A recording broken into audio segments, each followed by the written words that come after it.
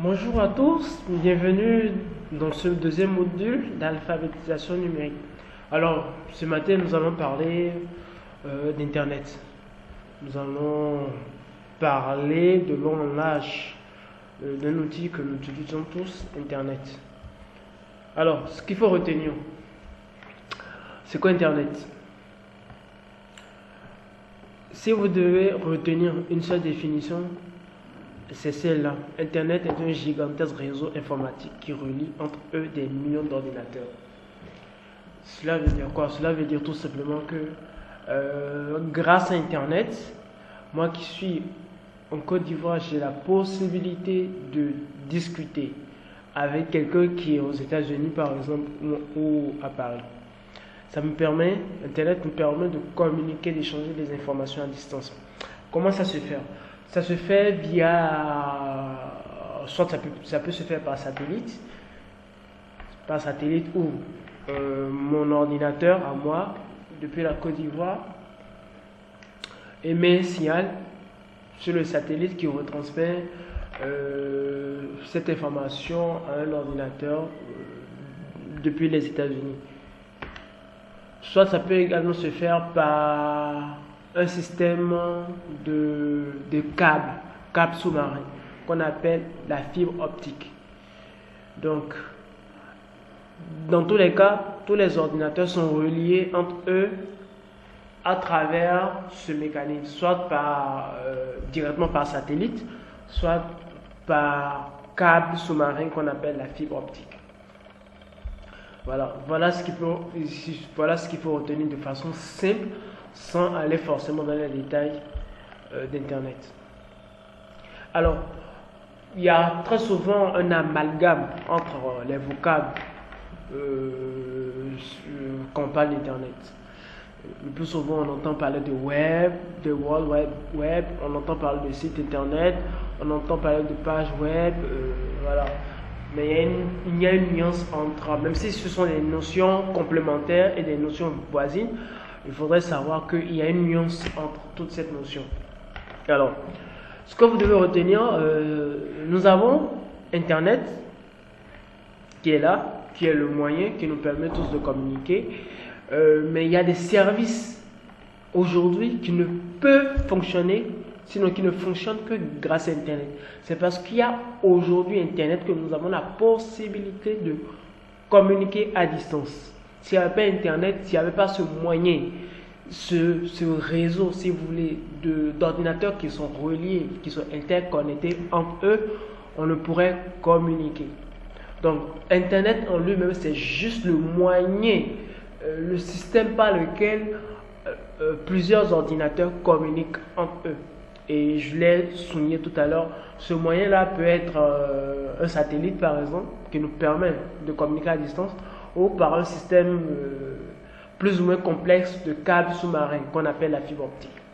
Alors, la première notion que nous allons voir, c'est celle du web ou le World Wide Web. Ce que vous devez retenir déjà, le terme anglophone web, ça veut dire la toile. Parfois on dit je suis sur la toile, voilà. En fait c'est ça. Vous voyez un peu cette sorte de toile d'araignée. Il y a plusieurs fils qui relient plusieurs points entre eux. Donc c'est un peu le concept au niveau d'Internet. En fait. Donc le web est un service qui fonctionne grâce à Internet. Donc le web permet aujourd'hui d'avoir une toile où il y a plusieurs ordinateurs qui sont reliés entre eux. Je dois toujours rappeler, c'est très important, que Internet ce n'est que l'ensemble des infrastructures qui permettent d'avoir accès à ces services. Alors, vous voyez un peu ici à ma droite, là, on voit 3W, ça veut dire le World Wide Web. Donc, pour accéder à Internet, on tape dans la barre de recherche l'adresse du site Internet auquel on veut partir. Mais je vais revenir là-dessus tout à l'heure. Première notion, l'autre notion que nous allons voir ce matin, c'est celle de site ou site internet. Un site internet, c'est quoi? Un site internet, c'est tout simplement un ensemble de pages web qui sont reliées entre eux. Un ensemble de pages internet qui sont reliées entre eux. Vous allez me poser la question, c'est quoi une page internet? C'est quoi une page internet? Une page internet, vous avez une page web, pardon. Vous avez page, vous avez web. Ça veut dire que c'est une page un peu comme un document Word et tout, une page où vous avez des informations. Vous avez plusieurs types d'informations. Vous pouvez avoir des informations sous forme de texte. Vous pouvez avoir des images, vous pouvez avoir des vidéos. Donc c'est une page qui contient des informations. Tout simplement. Donc un site internet est on va dire, un endroit où il y a plusieurs pages web, c'est-à-dire plusieurs pages qui contiennent des informations. Soit ça peut être, comme je l'ai dit, du texte, des vidéos, des images, et qui sont reliées entre elles. Donc si je reviens toujours sur la notion de site internet, c'est un cadre où il y a plusieurs pages qui sont reliées entre elles, tout simplement. Donc un site internet, c'est un ensemble de pages web, et une page web, c'est juste une page qui contient des informations. On appelle ça contenu. Donc c'est le constructeur de ce site web là qui va définir les informations qu'il veut apparaître sur son site internet. Donc voilà de façon simple la définition de site internet, de page web. Nous allons voir également une autre notion qui nous permet aujourd'hui, avec une autre notion, c'est-à-dire celle de courrier électronique ou email, qui est en même temps un service qui fonctionne grâce à Internet. Au niveau du courrier électronique, la notion est assez simple à comprendre. On a courrier, on a électronique. L'être humain, avec son génie, a toujours voulu se simplifier la vie. Alors, quand on parle de courrier électronique, ça fonctionne sur le même principe qu'un courrier classique. Voilà. Bien avant l'avènement d'Internet, les hommes communiquaient, les hommes échangeaient entre eux. Alors, comment est-ce qu'on échangeait avant, sans l'avènement d'Internet? Il y avait une structure qu'on appelle la poste. Donc si moi je veux correspondre avec quelqu'un qui est peut-être à Paris, j'écris ma lettre, je mets à la poste, je l'envoie à la poste, sans oublier de mettre l'adresse du destinataire, et la poste se charge de convoyer maintenant mon courrier ou ma lettre au destinataire. Donc le courrier électronique fonctionne sur le même principe. Donc quand vous allez envoyer le mail, il y a certaines informations que vous allez mettre. Vous allez mettre le destinataire, l'adresse du destinataire, vous allez mettre d'autres informations, l'objet, vous allez mettre l'objet du courrier ou du message, vous allez mettre le message également en lui-même. Et vous envoyez.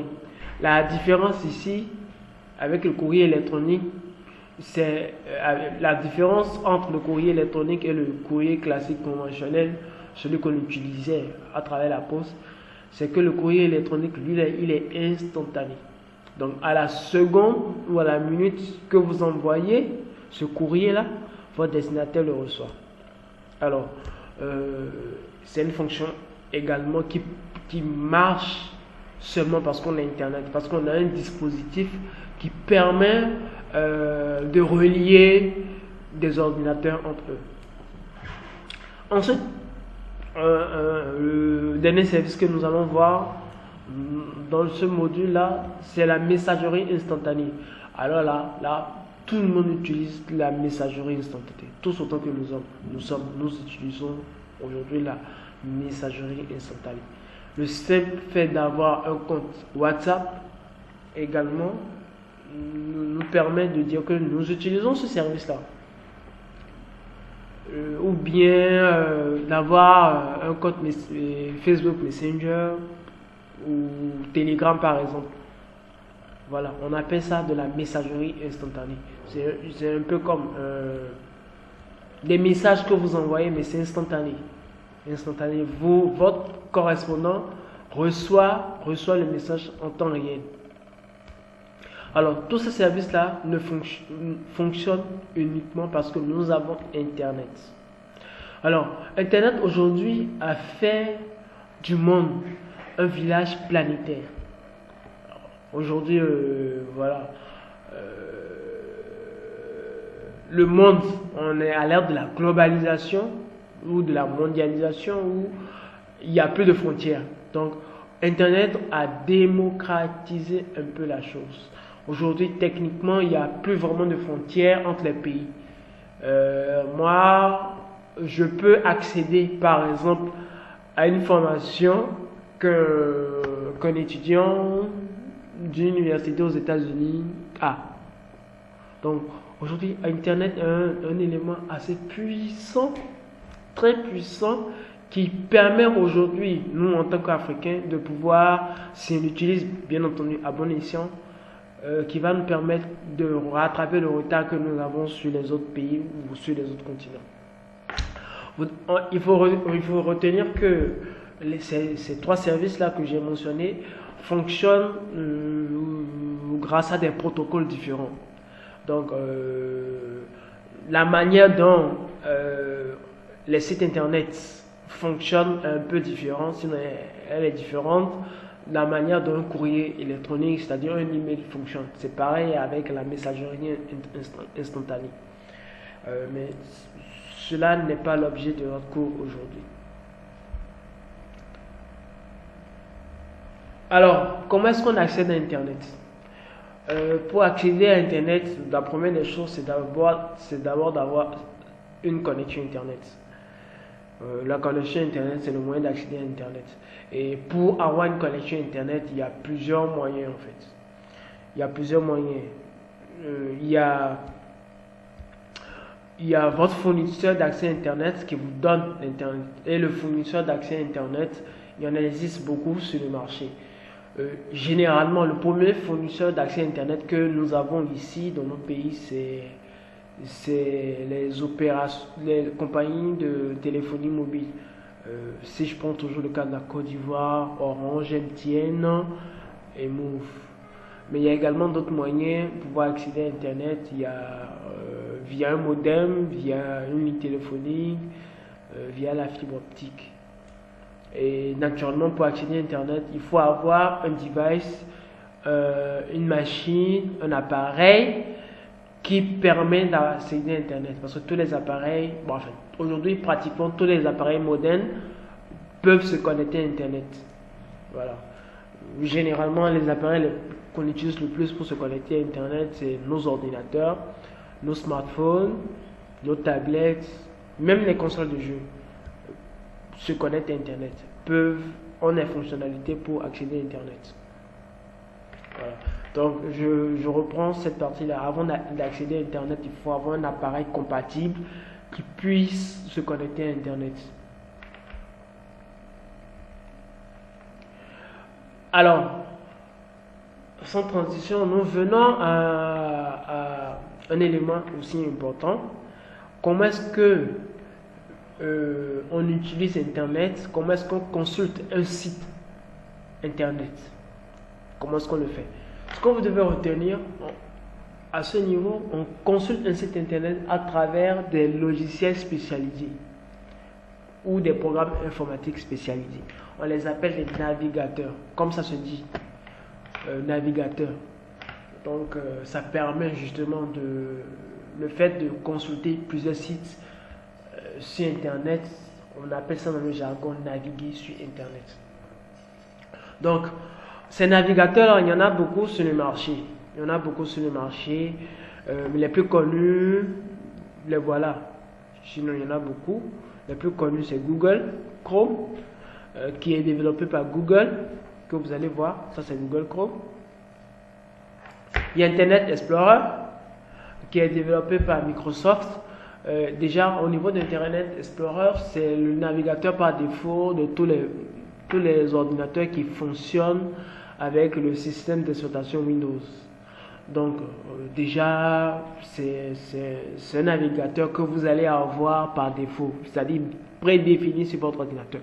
Après, vous pourriez télécharger d'autres navigateurs voilà, pour avoir un parterre plus ou moins large de navigateurs.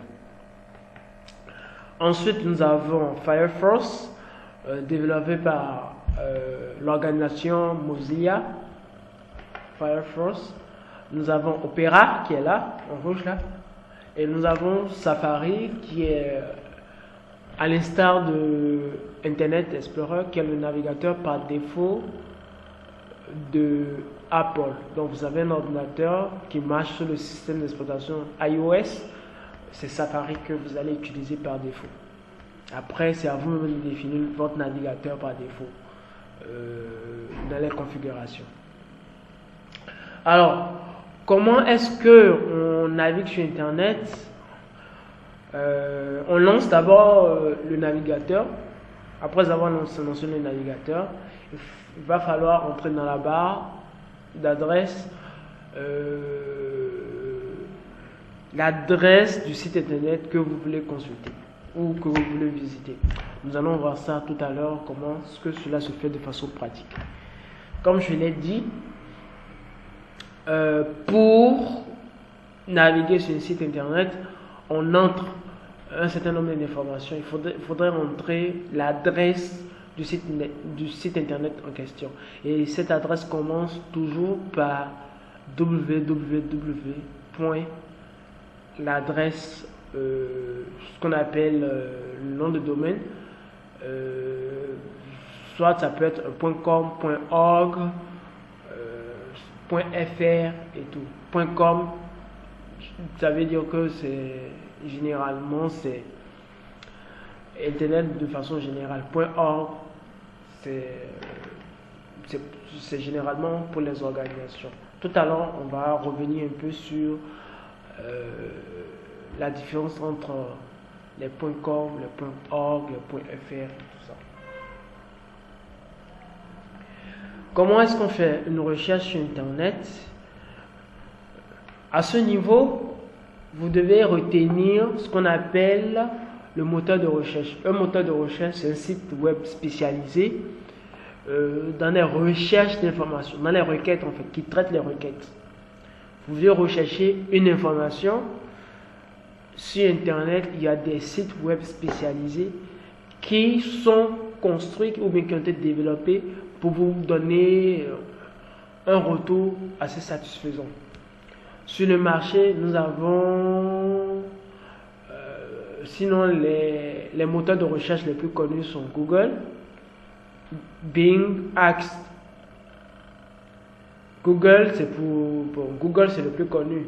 Ensuite, il y a Bing. Bing, c'est le moteur de recherche par défaut de Internet Explorer. Et Internet Explorer, je vous le rappelle, c'est le navigateur par défaut de Microsoft, de la compagnie Microsoft. C'est-à-dire des ordinateurs qui marchent avec le système d'exploitation Windows. Donc, comme je l'ai dit, il suffira d'entrer votre requête en fait. La requête, c'est ce que vous voulez rechercher. Vous demandez à Google ou vous demandez à Bing ce que vous voulez. Et lui se charge de vous revenir avec les informations. Nous allons voir ça tout à l'heure. Comment est-ce que cela marche de façon beaucoup plus pratique.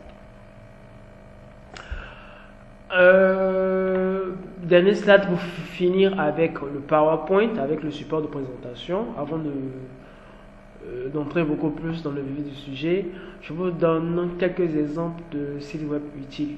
Naturellement, il y a Google, c'est le plus utilisé. Il y a Wikipédia.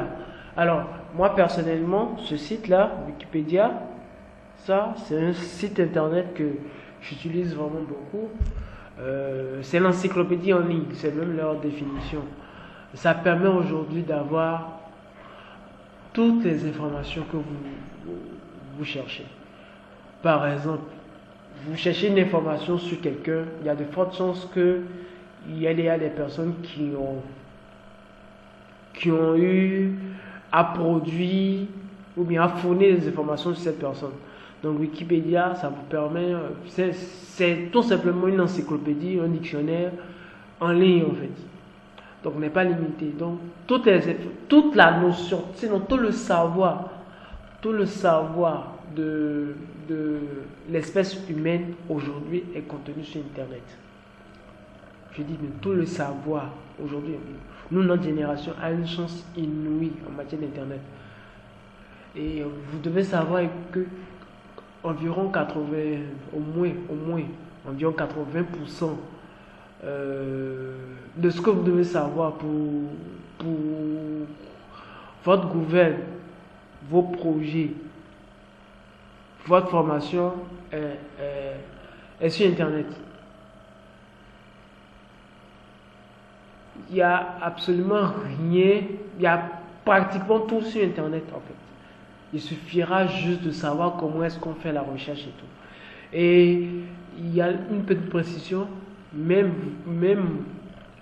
la plupart même des ressources que vous allez avoir sur Internet sont non gratuites. Au moins 90% des ressources que vous allez avoir sur Internet sont gratuites. De la même façon, la plupart des ressources que vous allez avoir sont malheureusement ou heureusement en anglais. Donc l'anglais ne doit pas être une barrière pour vous. Il ne faudrait pas que ça vous limite en fait. Et ensuite, nous avons YouTube qui est... Moi, je considère YouTube également comme un moteur de recherche. Sinon, c'est un moteur de recherche. Ça marche sur le même principe que Google. D'ailleurs, voilà, YouTube fait partie de Google. Là encore, vous pouvez faire des recherches là-bas. C'est un moteur de recherche. Là, la différence, c'est que les contenus que vous allez avoir, c'est beaucoup plus les contenus vidéo. Vous voulez, par exemple, approfondir vos connaissances dans un domaine précis, apprendre quelque chose de nouveau sous forme de vidéo, de façon très ludique. Vous faites la recherche sur YouTube. Il y a de fortes chances que vous tombiez sur une chaîne ou bien quelque chose vraiment qui va vous apprendre, qui va vous donner une notion, qui va vous apprendre forcément quelque chose. Bon, il y a Facebook également là qui vous permet d'être connecté au monde. Il y a LinkedIn que on connaît un peu moins, mais qui est également très puissant. LinkedIn, c'est un réseau social, à l'instar de Facebook, de WhatsApp, de tout ce que vous connaissez comme réseau social. Mais LinkedIn, il est professionnel, il est beaucoup plus professionnel. Là, vous avez la possibilité de vous faire recruter sur LinkedIn. Vous avez la possibilité de trouver des partenaires d'affaires sur LinkedIn. Vous avez la possibilité de trouver des employés sur LinkedIn. Alors, il est très, très, très puissant. Je vous recommande également de vous inscrire sur LinkedIn. Cela pourrait être utile pour la suite. Alors, nous avons fini avec le PowerPoint. Nous allons continuer dans la deuxième session dans une phase beaucoup plus pratique. Je vous remercie.